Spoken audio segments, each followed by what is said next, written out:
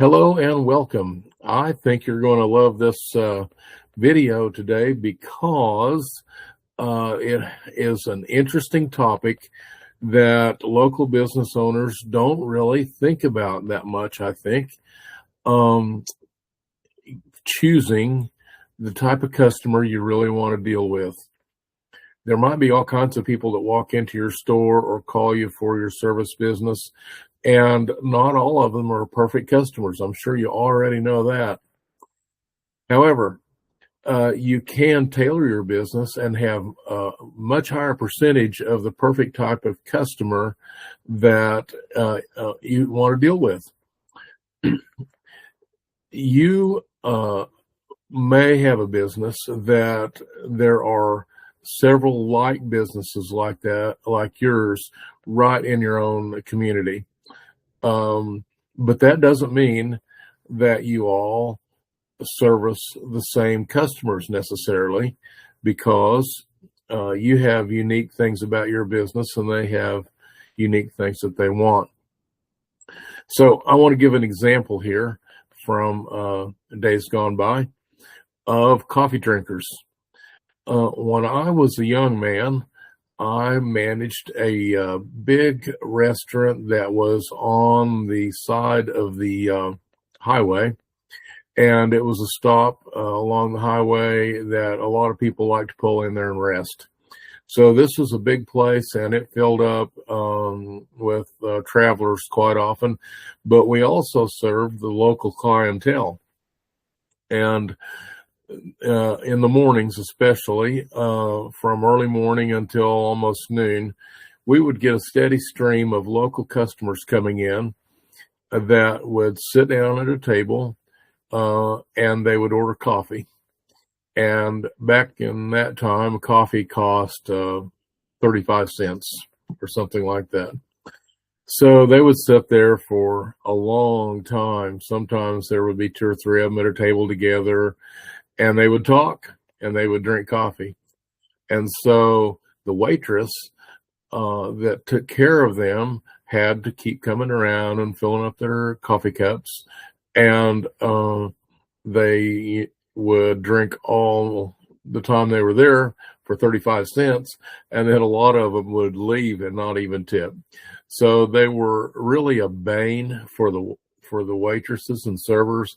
They didn't like them because a lot of work took a lot of their time and attention for no money. They took up a seat in the restaurant for no revenue. So that was back then. Now contrast that to today. Other businesses have taken the stance that, you know what, people love coffee. They're going to keep drinking coffee no matter what. And now in the town that I live close to here, there are about 6 drive-through coffee stands that people go in there and they pay anywhere from $3 to $10 to get a cup of coffee. Basically, it's just coffee with a fancy name, the way they want it. And they're willing to pay as much money for a coffee as they would for a meal. And these little coffee shops, they do really good now. So it's a good example of how the same product, the same service, can be handled in different ways with by zeroing in on the customers that really want what you offer. So that's what this video is about. Enjoy this video and think about it. It really intersects well with the next video about the type of things that people are actually searching for. So between the two of these, you can really zero in on the perfect type of people that you want to spend your time and advertising on. So enjoy. When a business fails to attract customers, the standard response is to make a long list of educated guesses. You assume the timing was wrong or the price was too high, but without data, you are simply chasing silhouettes in the dark. To solve this, most owners reach for a customer feedback survey.